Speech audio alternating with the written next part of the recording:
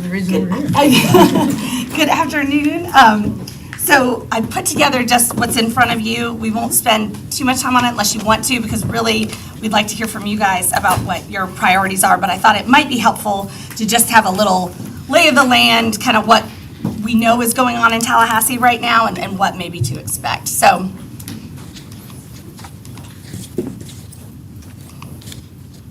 let's see, I need to turn it on. I'm gonna Try it.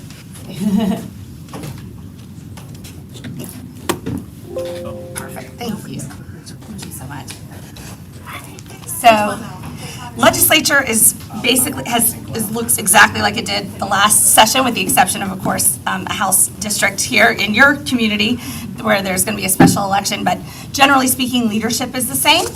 Good afternoon. Hi, how are you? The Senate President remains Kathleen Passidomo. Our Speaker is still Paul Renner. This is their last year of leadership. So this will all change after the elections next November. But when we're thinking about priorities and policy platforms, we're looking at a lot of the same of what we saw last year, because these are the same folks in leadership. Obviously, this is your delegation. You have a special election coming up, so you do have that one missing House slot. But those are the folks that are representing you up in Tallahassee. Obviously, the governor is still in place. His term does not end until 2026. So really a lot of what happens this legislative session, it's all basically the same players as what we saw last year. So just to talk a little bit about what we expect, here is the schedule. You can see this week is actually the second committee week, but it's the first committee week for the Senate. So the House and Senate did something a little different this year, where the House had their own week of committees in September. Now the Senate's having their own week, and then next week we're starting back with our joint committee meetings, and that's really when a lot of the work is going to begin. The House and the Senate both have designations for their leaders for the next year, and so that's a lot of what took place during the House committee week. And some of what's taking place this week, though they're doing some of that in the next committee week as well. Then we have 2 weeks in November, 2 in December, and then session starts on January 9th this year, and should end on March 8th, assuming that all goes as planned. So this is an early session. This is one of those sessions where the budget in particular, because we do forecast here in Florida to determine what we think the budget is going to be, and that's how they build their numbers every year. When it's further away from when your fiscal year starts, any fluctuation could make a difference. If we had something, like COVID, where we didn't know what was going to happen with the economy, or where we had the crash during the early mid-2000s. So that's something we do continue to watch for you all, though when I get to the budget, it's actually looking really good right now. So When do most of the bills get drafted? Because I know that there's a deadline. Right. In average practice, when do the bulk of them get written? Sure. So they have started already filing bills. Most of what we'll see from leadership will not come for a while. So their bills will typically, and that doesn't mean that the Speaker is necessarily filing that bill. He has someone who files that bill on his behalf, or the Senate President does the same.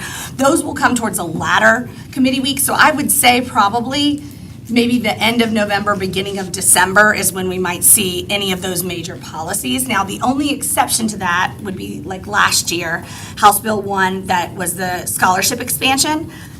Sometimes the Speaker or the President wants that really low number to show that it's a major priority. And so in that case, it was filed very early. But typically, if they've got to do more work on it, it's not till later in the session. And then the House, we don't see this as much in the Senate, but the House does have committee bills. So they will work on those.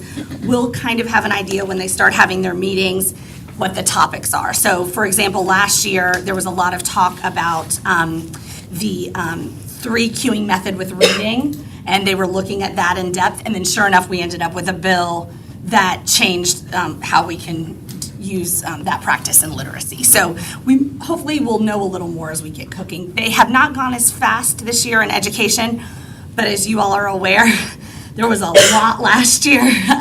We had over 40 bills that passed that were education related, and of those, there were a number that had multiple policies contained within the bill. So if you were to even go and count that, I would say it would probably be upwards of 50 bills. So, for example, in in next week, the state board meets, and they are considering 25 rules that are associated with bills from last session. So we're just looking at a lot of change.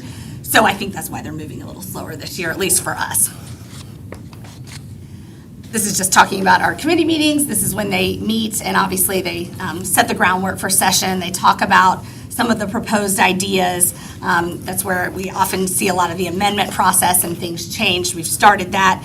The first couple weeks are typically presentations. So that's what we saw today. The Senate Education Committee met, and they actually had someone from the department talking about cut scores with our new exam and how they're going to have those and decide on the cut scores for them.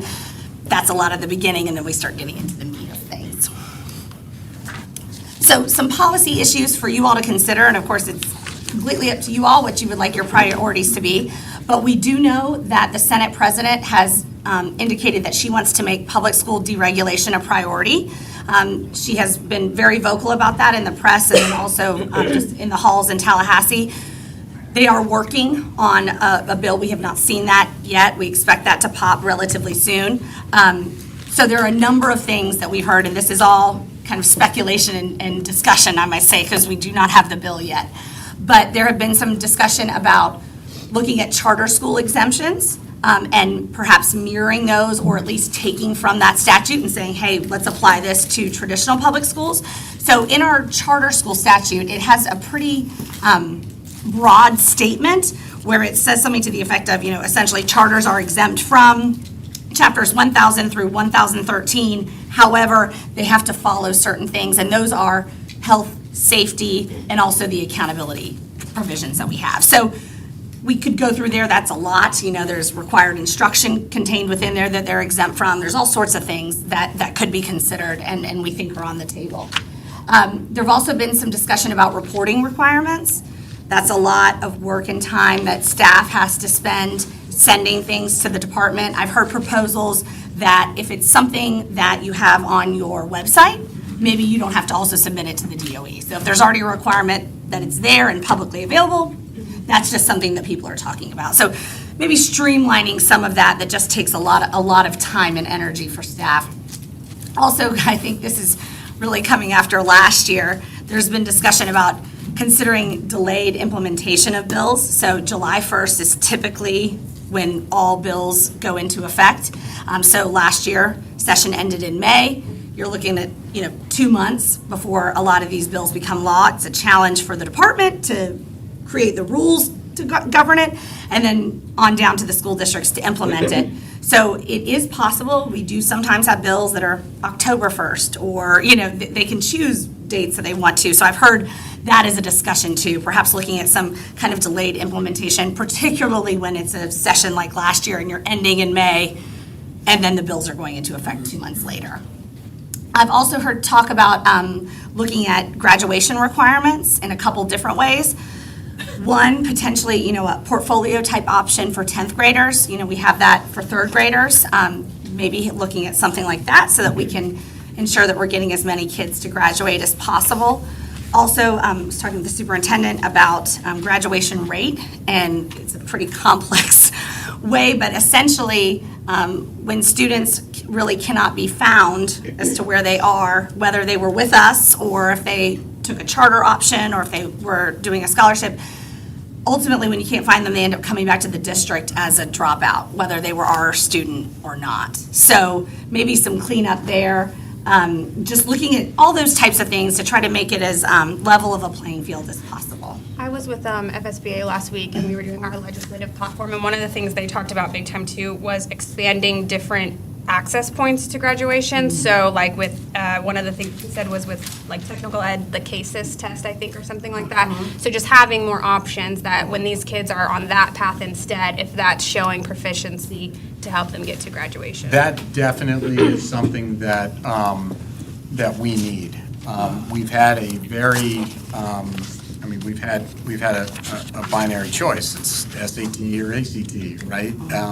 If you don't pass the 10th grade, FSA or FCAT or whatever it was, you had to get that concordance score. We now know that there's at least one additional test that the state has approved, which I think is the CLA. CLA?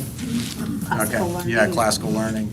And then, but we know that we've got some kids that are gonna graduate and go straight into the job. And so if they have already kind of committed to that pathway, I can tell you that the manuals that they're going through are significantly higher Lexiles than a lot of what we're reading, say, in honors English in the 12th grade. So there should be other opportunities and other pathways for our kids to be able to meet that requirement. Is this, thank you, is this something, I know FSBA seems to be taking a look at that. Is that something that FADS is also advocating for? Yeah, so, yes. So you'll find that FADS is advocating for it. Florida Association of School Administrators is advocating for it as well. So it seems to be something that's across the board. I tend to think, Oh, I'm sorry, Chair.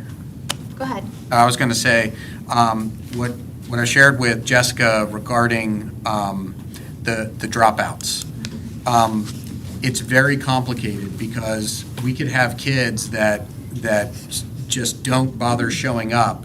They're here 9th grade through December, then you never see them again.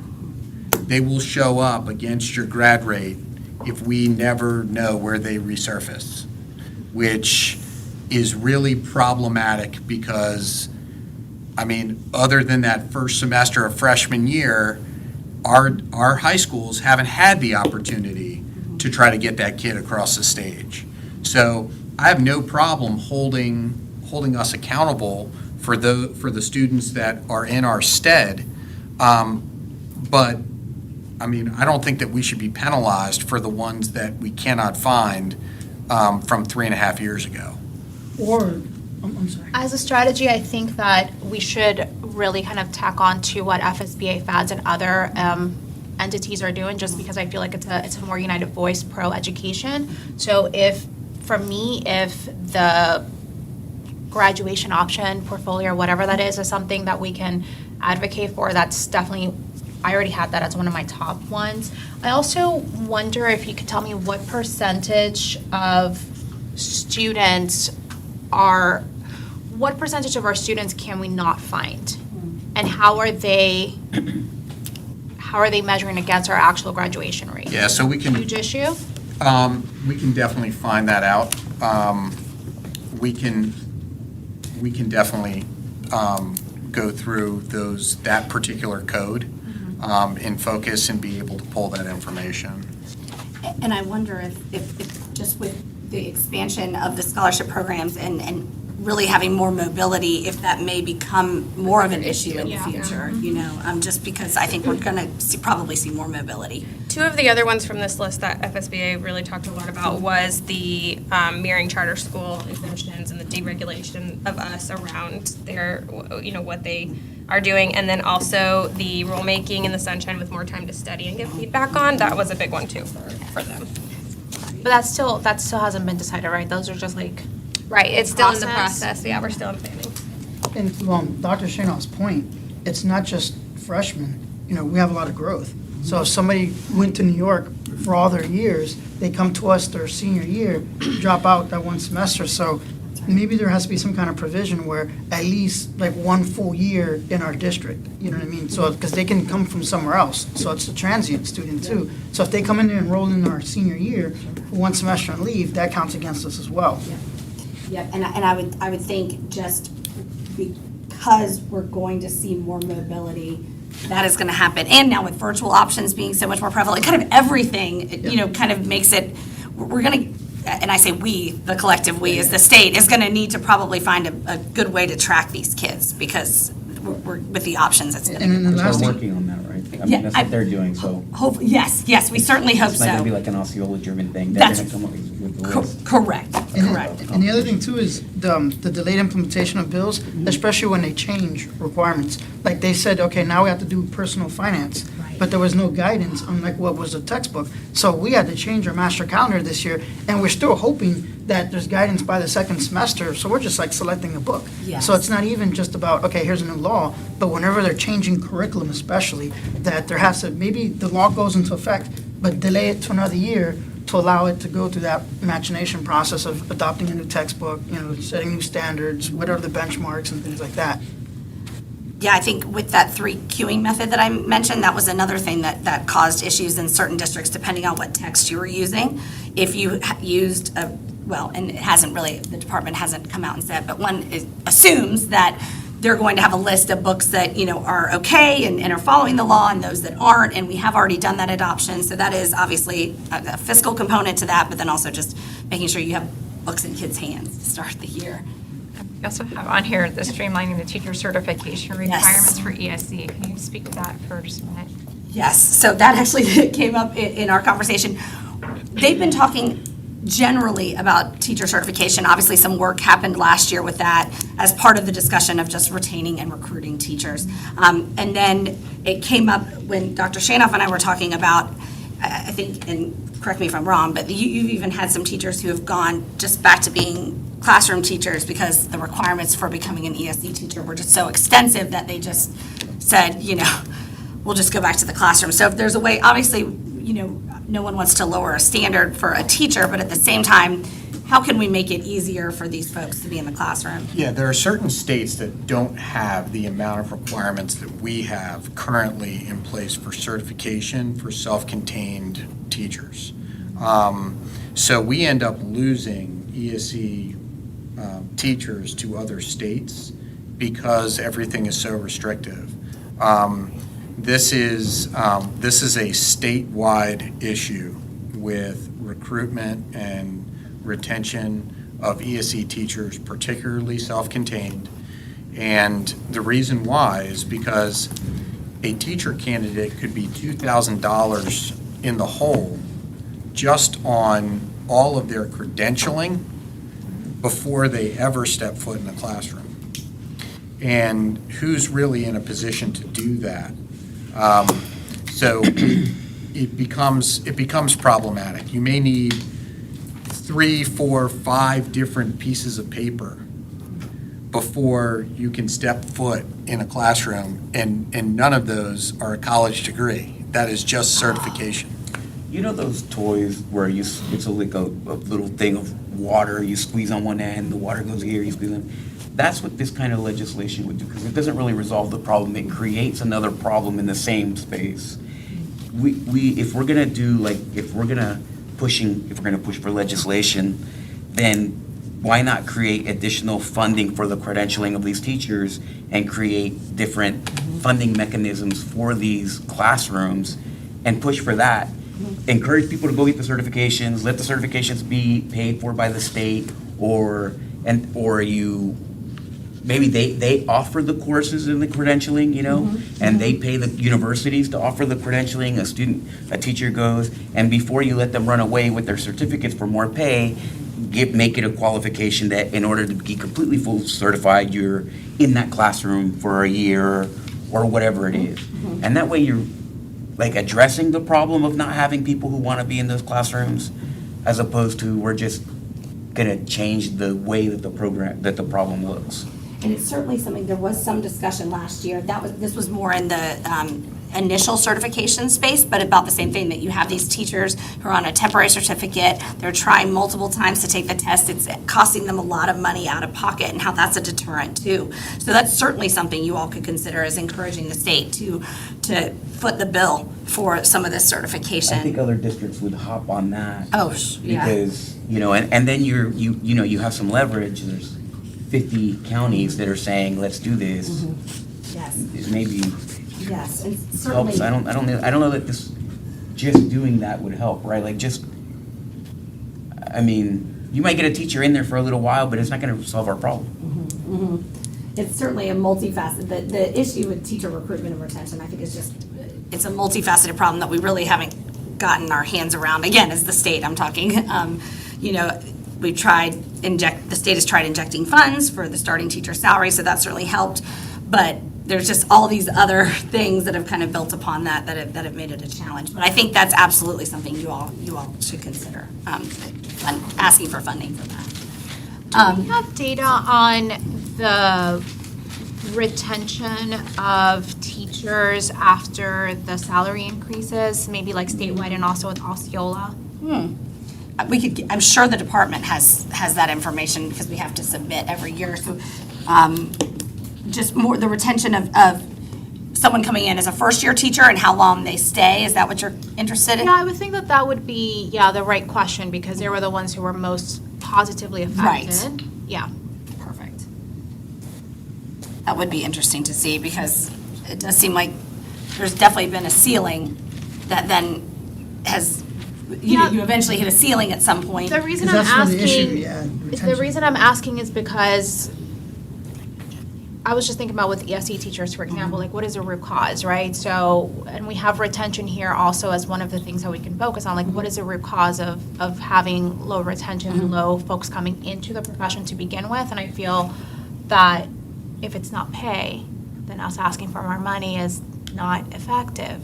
Right. If pay isn't the reason they're leaving. Absolutely. I'll absolutely reach out to the department and see what we can find based on when we started that policy, so just a couple of years ago. And then it would be interesting if they could then track it on as when those folks do hit the ceiling in their respective districts. I know it does vary. Yeah, because there's a distinction between recruitment and retention. Right. You're talking about the initial, that they get in the door. Coming in. But then they stay. It's really about the third or fifth year teacher that's having. That's leaving, that's right. So, I think the rest was just reports. So those were just some ideas. Obviously, there are far, far more that we can discuss about dereg. That was just some of the stuff that I've heard. Another bill that we are pretty confident will come forth is just some glitch legislation with the scholarship. We've all seen that there's been some issues with getting the funding to the parents, so I think they're going to work on that. I have heard from a couple of the districts that I work with, the PEP students, which are the students that are private schools, or homeschool students who are receiving the scholarship. There is no real mechanism in place for them to take courses at the district, where we have a mechanism in place for homeschool kids to take a course, but the scholarship funding organizations apparently have to come up with some sort of process that they can ensure that the students taking a course from, a reputable school, obviously a school district, I think we're accredited and we would be fine. But that's just one of the many things, just as you pass legislation, things come up. There's also been some discussion about receiving records from students if they go to a scholarship option and then come back to the school district. Do we get their transcripts and their other documentation so that we know where they are and where we can start them in their coursework? So I think it'll be things like that we see from this legislation. Nothing that's going to change the policy in any real way, but hopefully will make everything run more smoothly. And then, as we kind of touched on this, but teacher and administrator recruitment and retention, this is the first time, at least in my work, that I've heard now some conversation about administrators as well. Obviously, we know we've had issues with teacher recruitment and retention, but it almost stands to reason, if you don't have your pool of teachers, a percentage of whom usually become administrators, you might start having issues there. So obviously, there's been some discussion about funding as we talked, and then streamlining certification requirements, whatever that means. But for teachers and administrators, those are some things that are out there. And then these are some other issues, not necessarily education related, but impact the bottom line. Property insurance. I know everyone that lives in Florida knows that this is an issue. So school districts, colleges, universities are all facing this as well. Increased property insurance rates impact the bottom line of what you all then can do, because obviously those bills have to get paid before you can do other things. So there's been some talk about possibly some policy work that could be done there that might help alleviate some of the problems that we're all facing. Out of Are curiosity. they resisting sorry. that insurance conversation? It's a Seems challenge. It is a challenge. I mean, from the leadership. I think they know something needs to be done. I think it's just how you go at it is a real challenge. Are they gonna, you think they're gonna, I mean, you as someone with knowledge, Yeah. from what I've heard is that they're being very resistant to that conversation. So are they gonna address, do you think, or? I think there's mounting pressure politically to do something about it. You know, I think that there has been a hesitancy, but I think as we've seen, you know, we see another insurance company pulling out of Florida, and we hear, you know, we see the things in the news, and so it just kind of creates an environment of, you know, we got to do something before we have a crisis. I have a real technical question. Would citizens insure government property? Like, what if somebody decided to like double our rates or not insure our schools? Would citizens, you know, be authorized to cover our school district buildings? I don't believe so now, but I don't know that it couldn't happen in the future. But I think there is also the concern that citizens, as it grows, then the risk of, you know, if they're insuring a huge swath of the state and we have a hurricane come in and then they have to pay out, then it's that kind of cost-risk balance there. But I think they probably could legislatively allow that to occur, to answer your question. I think they would just have to figure out actuarially if that would be something that you could handle. The Senate president, a major priority of hers is mental health. She is the one who created the mental health allocation years ago. So I do believe that as long as she's in power, she's going to continue to push for increased funding there and increased access. We've certainly been bringing that message to her office, that that's the other issue, funding, of course, but then also just access in a lot of our communities to mental health professionals to help students and their families. And that seems to be a problem across the board, not just a rural part of the state, but then just even in our more urban and suburban communities, there's just not enough folks to go around. So trying to increase access there as well. And then the budget, and I will just speak on this briefly because this all means very little because they haven't really done anything on the budget. But the long and short of it is the first thing we'll look towards is the governor's budget recommendations. He has to give them 30 days before session starts. Up until that point, we're looking at what we see from the long-range financial outlook. That's essentially where these professionals get together. They look at what we're bringing in. They make predictions about what our population is going to look like in the coming years and just give us kind of a 3-year perspective of what we can expect as best as they can. They are really quite good at it. It is pretty impressive, to be honest with you, how close they're able to get to a lot of these numbers. It will be important as we look at the numbers, particularly for our school districts and our population. I think they will continue to improve their prediction on the students that'll be scholarship students as well. That was obviously a big challenge this year. You don't really know when you have a program like this that you haven't started before. So we're going to continue to watch that, but that's what we're looking at right now to kind of see where we are. And you may have seen, may not have, I sent a report last night just about the August revenue. Things are continuing to exceed what they're thinking we're going to bring in, which is always positive. That's the way we want to go when we're looking at building the budget. So assuming that we continue in that vein, there's no reason to think that we can't fund everything at least where we are right now, which is kind of the base where they start. And then, of course, they build policies and decide about increases and all that sort of thing after we see what we have. But interestingly, and this is just something I just wanted to point out because I thought it was interesting, when we were looking at their enrollment growth numbers, and that's that top line there, you'll look that, you know, we're looking at, you know, an increase in 51,000 or so in 24-25, again in 25-26, and then there's a drop off. And we just thought that was so curious because, you know, we all hear about how many people are moving to the state. So we reached out, and that prediction is because the 26-27 school year is the first year for kids that were born during COVID. And we had a decrease in births in this country. And so, hence, a decrease in students. We just thought that was interesting. We'll see how that plays out because, of course, we are having lots of people move to Florida every day. So, you know, we'll see how that plays out. But that's the explanation for that number. Is not that, you know, in 2026, all of a sudden no one wants to live here anymore. That's not the reasoning.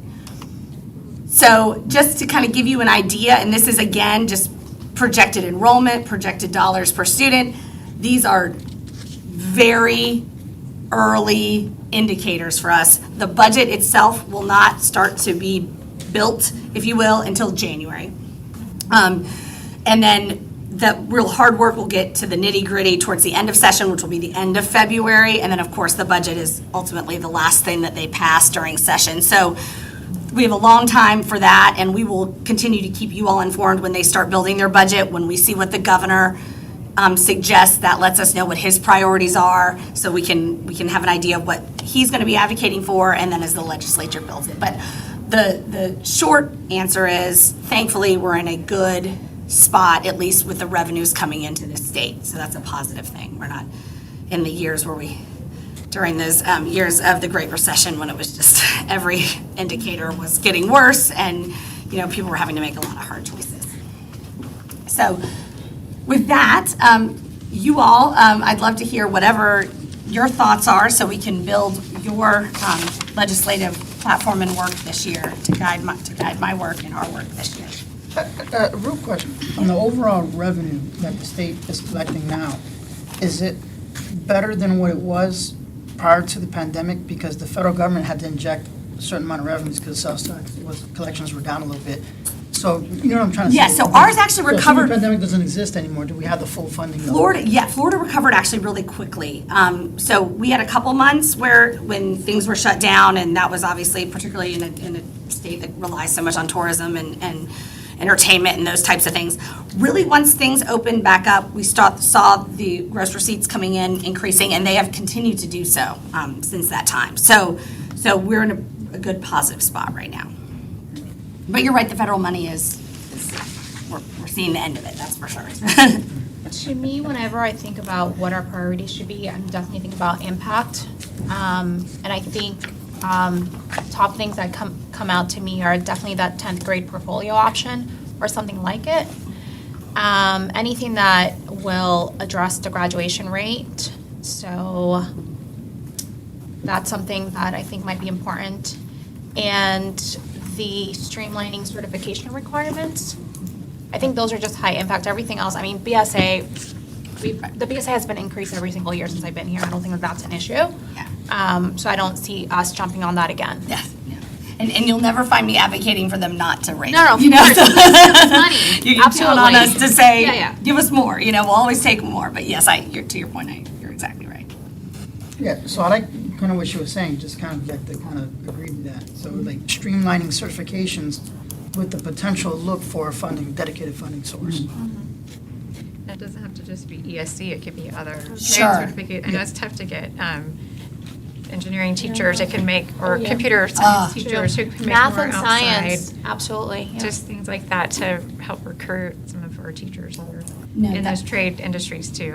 That's a really good point, and probably a great one to bring with the president. She had one of her big priorities last year was that CTE bill that had money and other sorts of incentives. And I think one of the things we talked about when we met with her was that, these programs are wonderful to have, but when folks can make $150,000 down the road doing the job, it's difficult to convince them to come here. So if we could have maybe some money from the state or some way to enhance what we can offer. Okay. I mean, in a real world scenario, it'd be great if we could tie what we pay teachers to what their actual competitive pay would be in the workforce. That would make us a lot more competitive, wouldn't it? Yeah. Time. So should I considering, just like, put I'll just, maybe a general kind of statement then for teacher pay, compensation, that sort of thing, as part I of, think we were talking about certifications, not pay. oh, okay. Yeah. Okay. Confused there, like, But I do think, I agree think with you both. on I the think pay they're tied. for those, positions. I mean, in the end, who cares about the certification if they get paid $40,000 a year and have to take a $60,000 pay cut to Yeah, but they're two like, different discussions, though. I mean, we can agree to both, but I'm talking about to not get it confused. Because certifications is streamlining the certification process itself. Like if it needs to extend the deadline, maybe look, like I think Dr. Shanoff mentioned it too. How come other states aren't as restrictive? Is there a way to, But waivers by resume. What do you think about that?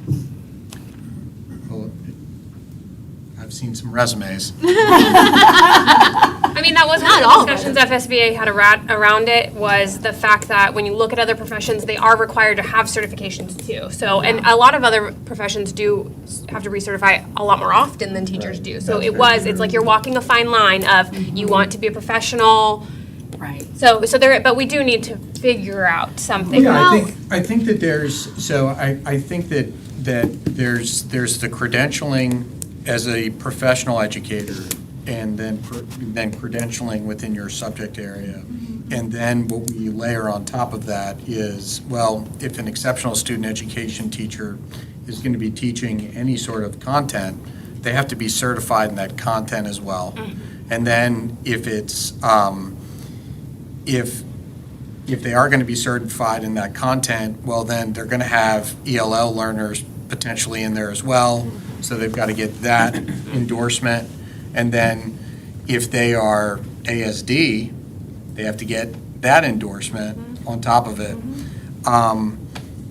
Yeah, I mean, I totally agree. I mean, having worked in IT, and Mr. Thorne can correct me if I'm wrong, there are certain credentials that you want your folks to have. We're having conversations about the CISSP certification for information security. So absolutely, there's credentials. I think that it would be helpful if we did incentivize getting those credentials. And I think part of the issue is that it is so expensive. And if I'm going, let's say that I work for let's say I work for a defense contractor, and I want to go for my CISP, I can go ahead and get them to pay for it. Yeah. And they'll even provide me the release time to go to all the classes and do everything that needs to get done. They'll pay me for it, and then I get to take the test. We don't offer anything like that, and so if we could mirror the certification process of other companies, then I think that maybe we would have folks that would be willing to maybe go back and get those additional certifications. To your May I point, ask, go ahead. to your point, you're saying about like computer, and we just mentioned instructional, so that could be your non-instructional folks too, because that is a separate conversation than just instructional. And just, yeah, as that's well. true. So just as a point of clarification for my own, learning, the state does not cover the certifications for teachers, but is that a choice that we can make as a district based on the total compensation? So I think that would be something that we would need to bargain. Yeah, I'm just putting it out there. We don't have to talk about that right now. Is but- it possible? Yes, but it would have to go through the bargaining Okay. process. Yeah. Done.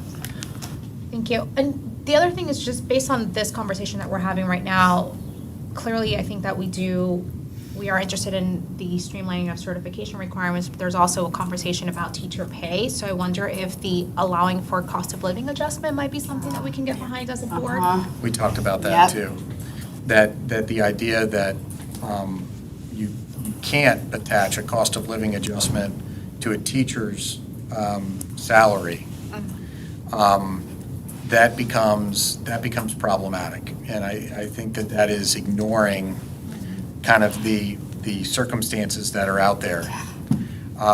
So I think that's something that would certainly make bargaining a lot easier for us to do.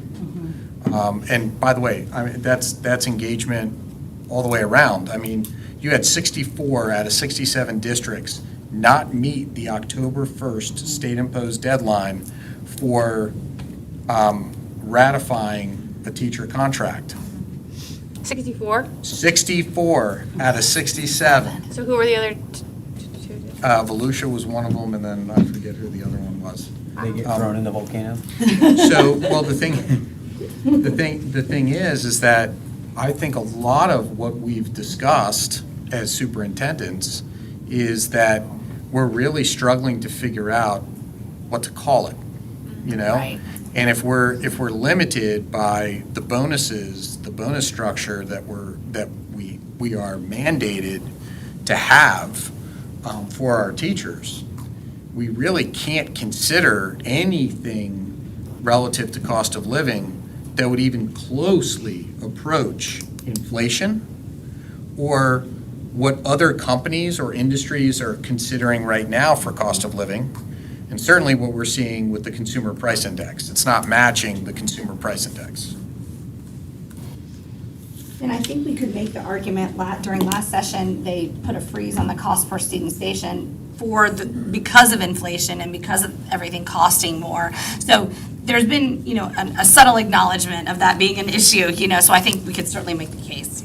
What are other districts asking for? The main thing would be the deregulation piece. So looking at graduation rates, and then I would also say the certification, and with that, not everything necessarily tied to certification. Maybe there's other things that we can do to make teachers' jobs easier to the point of, maybe it's not just money. Maybe there's other things that we could do. Maybe there are some requirements, not necessarily certification requirements, but things that teachers just have to do that maybe aren't necessary. Maybe they're not about the academics or about the safety of students, and maybe we can streamline some of that. That seems to be the consistent message across the board. That and maybe give us a little more time to process what really all the stuff that was passed last year. So kind of the please don't give us as many bills kind of question this year, which I think, all indications are this is going to be the year of healthcare is what we're hearing. So I think that's going to be a major priority. And of course there will be education bills. I mean, we always have education bills, but maybe it won't quite be like last year. We're off the hot seat. You need to monitor very closely and get us the healthcare bills. Because we are self-insured with our own healthcare program. Oh, that's right. And That's if right. they pass something that costs us an arm and a leg, we need Okay. to know what's going on. Absolutely, Can you speak absolutely. in your microphone? We can't hear you over here. I said it's very important we monitor the healthcare thing. Some people may want to get hearing aids. Can you turn that mic off? I was going to monitor healthcare because of our self-insurance program. And if they pass something Yeah. that puts a burden on us, we need to know about it before it's coming. Perfect, absolutely. Thank you for pointing that out because I will absolutely make sure that I follow that for you all and keep you informed there. I don't want anything that'll cost you money on one end, give you money on one end and take it from the other.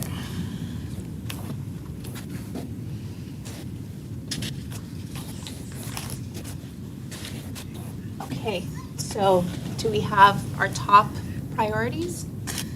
What do So- you have over there? So I've got streamlining certification, also looking at just ways to enhance teacher, I'm thought something more generally speaking, like ways to improve teacher recruitment and retention, because that could hit on your funding and we could make it more of a broad statement so we can kind of hit all of those things if that's okay.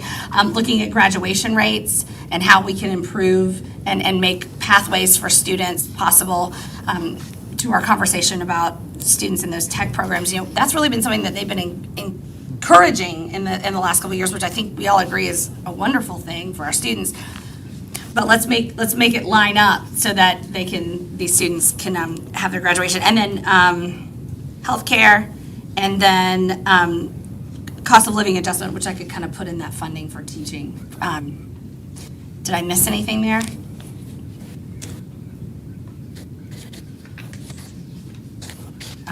Okay, I'll type this up and make it look better than this right here, and get it out to you all to make Text sure. us the picture. If anyone can read it. Scan it, Yeah. send it over.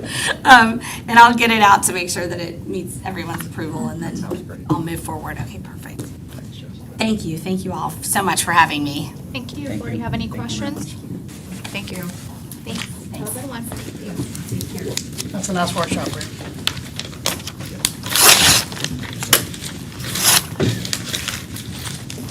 So good to see you. See you.